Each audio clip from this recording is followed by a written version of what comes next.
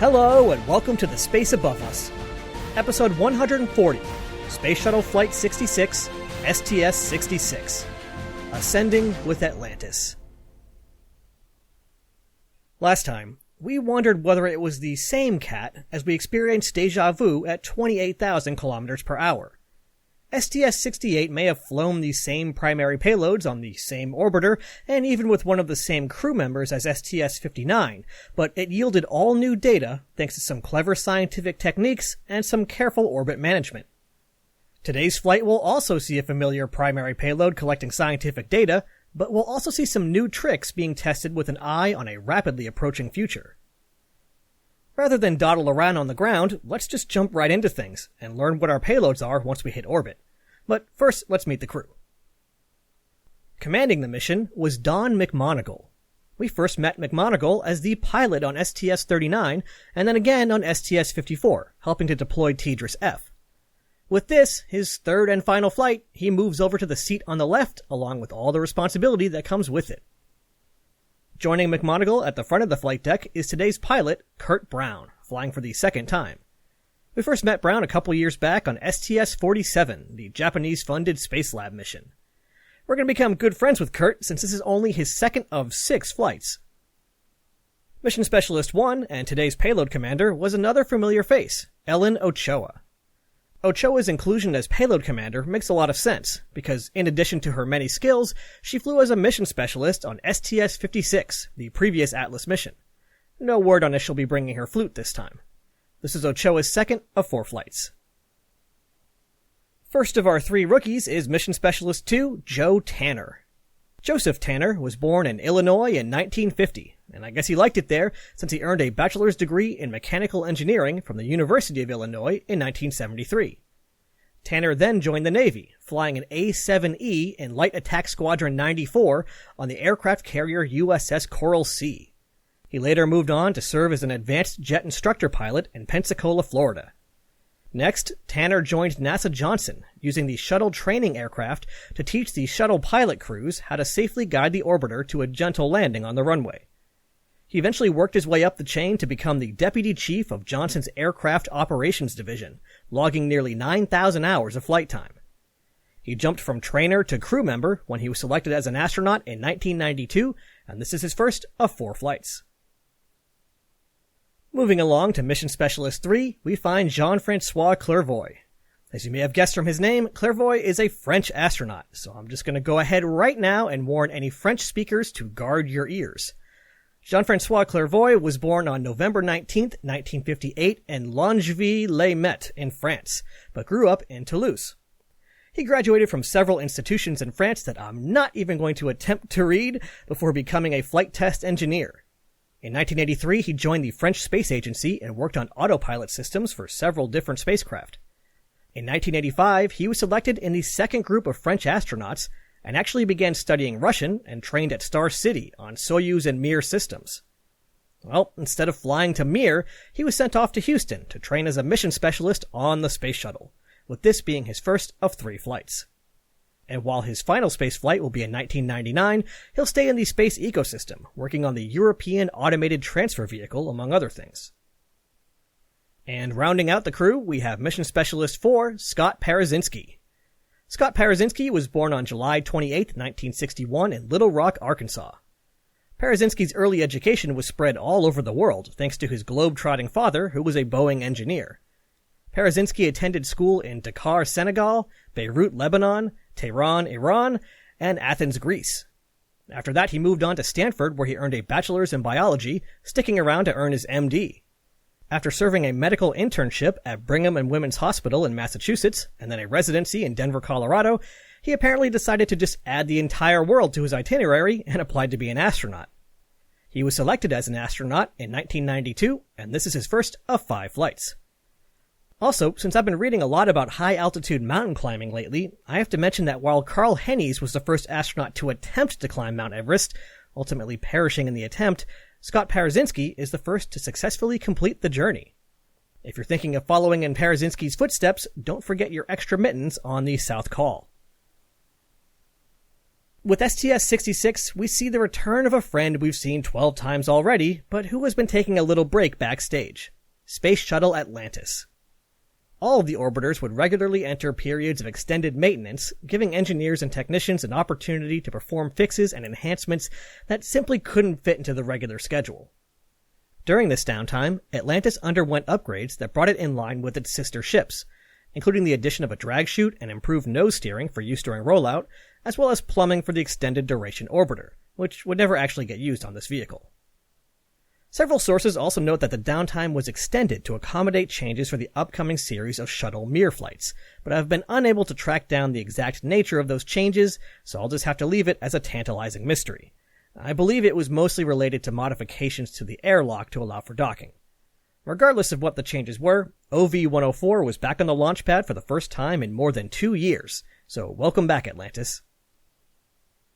The parts of the countdown that were under human control proceeded smoothly, but once again the weather proved problematic, with conditions at overseas abort landing sites unacceptable for liftoff. As the minutes ticked by, the crew were surely keeping an eye on the clock, and on the fact that due to lighting constraints for the free-flying payload we'll discuss later, today's launch window was just over an hour long. That's a whole lot more forgiving than a ground-up rendezvous mission, but still. Thankfully for the crew, mission controllers, and everybody lining the Florida coastline to watch, the weather question only caused a delay of a few minutes, and Atlantis was soon cleared to launch. On November 3, 1994, at 11:59 and 43 seconds a.m. Eastern Time, Atlantis once again felt the millions of pounds of thrust provided by its 3 main engines and 2 solid rocket boosters, and STS-66 was underway. Rookie Scott Parazynski later recalled the launch for the Smithsonian book Space Shuttle: The First 20 Years. He said how all the way until the final seconds of the countdown, everything seemed much like it had in the simulations. The procedures, the radio calls, and even the rumbling of the main engines at 6 seconds. But, quote, at solid rocket booster ignition, though, there was no mistaking a rocket ship for a simulator. The kick of the SRBs took us to almost 2 Gs instantaneously, with concomitant roar and rattling in the cabin. The 4 of us in the flight deck were focused on the computer screens in front of us, following the launch milestones in our procedures. But I did sneak a quick peek at a mirror strapped onto my left knee as Atlantis rolled on her back to climb to orbit. I could clearly see the waves crashing on the beach below us, and a scattered cloud deck falling behind us at an amazing speed. End quote. One uneventful ascent later, and the orbiter had attained an even more amazing speed, and its crew found themselves in a 300-kilometer high, 57-degree inclination orbit. Time to get to work. Now that the payload bay doors are opened up, we can take a peek out the flight deck aft windows and see what we got back there. Ah yes, smack dab in the middle is a frequent flyer we know pretty well at this point, Atlas III. The Atmospheric Laboratory for Applications and Sciences is, as you might guess from the 3, joining us for the 3rd time, having previously flown on STS-45 and STS-56. The original plan had been to fly Atlas around once a year for a total of 9 or 10 times, allowing scientists to collect complementary sets of data that also gave insight into how conditions changed over time. Instead, this would be its 3rd and final flight. As always, the day-to-day realities of something as demanding as building the Space Shuttle payload manifest is surely more complex than I'll be able to do justice to here.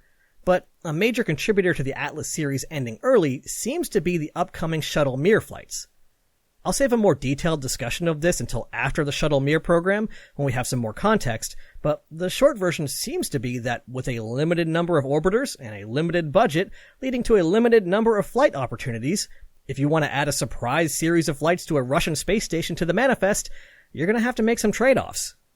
But let's not get ahead of ourselves. What are we doing today? Well, today in November of 1994. The goal today is to once again deploy Atlas's array of carefully calibrated instruments in order to better understand the conditions of the upper atmosphere. At a high level, it looks like Atlas I established a baseline, and Atlas II, flying just over 12 months later, gave scientists insight into how the system changed year to year. With Atlas III, instead of flying in the Northern Hemisphere spring, we're flying in the late fall, coming up on winter. Scientists were interested in learning how the atmosphere transitioned between the seasons, making this the perfect time of year to continue their exploration. Since we've seen them twice already, I'll only briefly remind you, but let's take a quick look at Atlas's instruments. First, we've got ATMOS, the Atmospheric Trace Molecule Spectroscopy Experiment, which is able to precisely measure the amounts of a few dozen different gases in the middle atmosphere. By flying in the autumn time frame, ATMOS would be able to get a better sense of how gases migrate around the globe as the northern and southern hemispheres trade seasons. In a similar vein, the millimeter wave atmospheric sounder will be scanning the atmosphere from 20 kilometers all the way up to 100 kilometers in altitude, seeking out water vapor, chlorine monoxide, and ozone, 3 gases critical to our understanding of the Earth's climate. In order to understand what's pumping energy into the upper atmosphere in the first place, we have the Active Cavity Radiometer Irradiance Monitor, the Solar Ultraviolet Spectral Irradiance Monitor, as well as the measurement of the solar constant experiments. All 3 of these would seek to better characterize the energy coming out of the sun, which of course is the driving source of energy for the Earth's atmosphere. Also in the payload bay is another frequent flyer we know pretty well, the Shuttle Solar Backscatter Ultraviolet Spectrometer, or SSBUV. Whenever Atlas is flown, so has SSBUV, and its data is definitely helpful to the same people studying the Atlas data, but strictly speaking, it's an unrelated payload. But regardless of what payload umbrella it falls under, it would be making careful measurements of ozone levels, helping to keep long-lived satellites properly calibrated. In addition to flying at a different time of year, Atlas III would also be flying at a different part of the solar cycle than its predecessors. This regular cycle of solar activity, typically lasting around 11 years, can have a major impact on both weather in space and conditions in the upper atmosphere. So training its suite of sun-studying instruments on our closest star just as the activity was nearing its peak was yet another way Atlas was providing valuable insight into the Earth-Sun system. While Atlas was started up, the remote manipulator system was put through its checkout procedures and then grappled onto our next primary payload. I think Atlas, with its numerous precise instruments, is pretty fascinating, but as a flight dynamics nerd, I definitely perk up a bit when I see that we have a free-flying payload. So let's talk about our latest excuse to discuss orbital rendezvous strategies, Christa SPAS. The SPAS part we already know. The German-built Shuttle Pallet satellite has proven to be a pretty great tool to have in the toolbox. Much like the Orbiter was a great way for scientists to fly a payload in space without having to worry about every aspect of spacecraft design and operation, SPAS was a great way for scientists to fly a free-flying payload without having to worry about all the engineering challenges that normally come with that. Once a payload is integrated with SPAS, it can handle interfacing with the shuttle, pointing where you need it to point, communicating back with the orbiter, and providing power.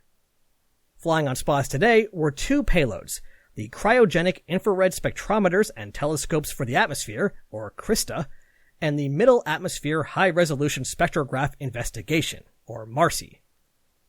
Let's start with CRISTA. Using its special super-chilled sensor, CRISTA would be making infrared observations of trace gases in the middle and upper atmosphere. This region is notorious for being too high to study by balloon, too low to fly through with a satellite, and too, flown through too fast for sounding rockets. This meant that until fairly recently, we didn't have a great picture of how this important atmospheric region actually worked. Thanks to a number of recent payloads, that picture was getting clearer, but there was still work to do. CRISTA's special contribution was the fact that it had not 1, not 2, but 3 infrared telescopes, as well as 4 spectrometers that all operated simultaneously. Using all 3 telescopes to precisely track trace gases, scientists were hoping to look for evidence of 3-dimensional wave-shaped patterns in the middle atmosphere. Indirect evidence suggested that they existed, but the CRISTA team hoped to detect them directly and lay bare this structure that apparently existed dozens of miles above our heads. Marsy would also be investigating the middle and upper atmosphere, but instead of trying to probe for 3D structures, it would be seeking out 2 gases that were known to influence the Earth's ozone layer, hydroxyl and nitric acid. Both these chemicals were part of the complex chemical dance that both breaks down existing ozone and creates new ozone. If that balance gets out of whack, harmful ultraviolet light can penetrate the atmosphere and cause all sorts of nasty damage. By better understanding where these gases were and how much of it there was, scientists were hoping to improve their computer models and reconcile them with some data coming down from Earth observation satellites. Just under 19 hours after lifting off, CRISTA SPAS was unberthed and sent on its way. Well, Really, it was unberthed, the RMS let go, and then Atlantis backed away, but to the crew, it would have looked like the tiny spacecraft was flying away. After a mix of some small maneuvers and a little coasting, Atlantis was soon station-keeping with SPAs, staying about 120 kilometers ahead in their shared orbit. At this range, Atlantis was far enough away that it wouldn't interfere with the Krista and Marsy instruments, but it was close enough that SPAs could stay in contact with the orbiter. This was important, because every 10 hours or so, SPAs routed its communications through Atlantis to its controllers at the Kennedy Space Center. Why the Kennedy Space Center was the control facility for this payload, I'm not quite sure, but hey, that's fun. Krista SPAs is going to need around a week to finish its observations, so we'll leave it to do its work and see what else we got going on. Typically, this is a nice place in the episode to include some tidbits from the oral histories or some other fun slice-of-life moments. Unfortunately, there were no oral histories from crew members on this flight. Well, Ellen Ochoa actually sat for 4 interviews, but despite being the payload commander for this flight, she never once brought it up. Oh well. In my ideal world, all astronauts would sit for an oral history interview or 2 or 3 on their way out the door. You hear that, Dan? Maybe someday. Anyway, this presents a good opportunity to take a whirlwind tour of some of these smaller experiments down on the middeck that I usually skip because I run out of time. Starting off, who's excited for another set of protein crystal growth experiments? Remember how early in the Shuttle program, just about every episode of the show included an explanation of how they're growing crystals down on the middeck and how it's actually pretty useful? Well, they never stopped. I just kind of stopped mentioning them. But here we go. On STS-66, crystals of several different proteins were being grown in the Crystal Observation System, housed in one of the middeck lockers. Some of the proteins include serum albumin, malic enzyme, aldehyde reductase, and thrombin inhibitor complex. Somewhere, I imagine that Jean-Francois Clervoy is annoyed that I could pronounce all of those on my first attempt, but can't even say the name of where he went to school. And protein crystals weren't the only things being grown down on the middeck. Atlantis was carrying 10 rats. No, these weren't stowaways. These were actually pregnant rats that were being flown so that the effects of spaceflight on developing organisms could be better understood. 11 different experiments are being conducted with the rats, and mission specialist Scott Parazynski put his medical training to use, keeping the rats healthy. Another bit of middeck science came from the Heat Pipe Performance 2 experiment. As you may have guessed from the 2 in the name, this is actually a follow-up to an experiment flown earlier, the Heat Pipe Performance Flight Experiment, flown a couple years ago on STS-52. In that experiment, heat pipes were tested under ideal conditions to help verify computer models of their expected behavior and make sure that engineers were on the right track with their designs. The pipes relied on the unique environment of weightlessness to work, and they needed more than the few seconds available on airplanes flying in parabolas, so orbit was really the only way to test them properly. Where HPP-1 tested ideal conditions, HPP-2 would be testing more realistic conditions that we might expect to encounter out in the wild, with asymmetrical heating and multiple heating and cooling zones. Heat pipes are potentially a very appealing technology if the kinks could be worked out. By carefully choosing the working fluid and wick, the hope was to create a cooling system that was entirely passive. No pumps, venting, replenishment, or anything else required. I'm not totally sure about this, but I don't believe they're used at all in the primary cooling system of the International Space Station, but the GOES-R series of weather satellites operated by NOAA do use them. In fact, just as a testament to how they can be a little tricky, GOES-S, aka GOES-17, suffered a problem with a heat pipe, leading to a degraded performance of its primary instrument. Sounds like a good excuse to fly more heat pipe experiments to me. Lastly, I'm going to very rudely make fun of an experiment that I'm sure a lot of people poured their hearts and souls into, especially since it was largely made by students. I'm sorry, but it just has the worst payload name that I've ever encountered. The Experiment of the Sun Complementing the Atlas Payload and Education 2. Yeah. Well, despite its atrocious name, Escape 2 is actually pretty cool. Just like it says on the box, it would be complementing the Atlas observations by making extreme ultraviolet observations of the sun. Good job, students of the University of Colorado Boulder. Cool experiment, bad name.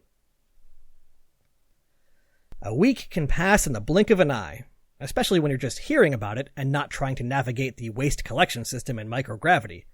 So it's already time to go retrieve Krista Spaz.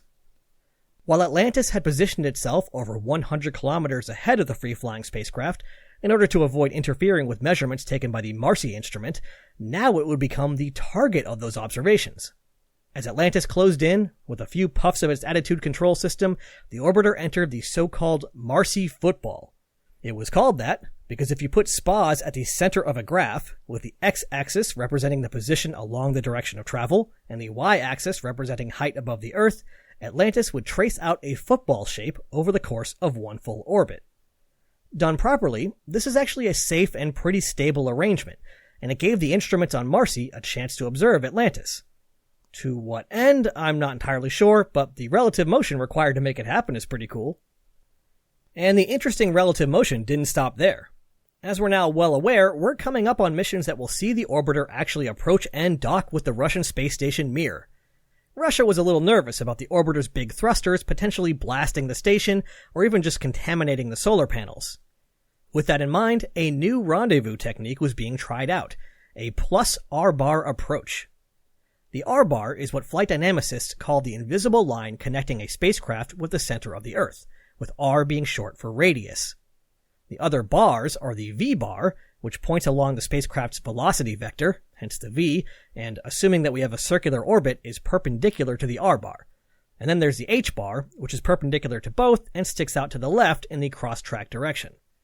If you're curious, it's called the H-bar because it points in the direction of the angular momentum of the orbit, and that's the variable name we typically use to denote the angular momentum of the orbit.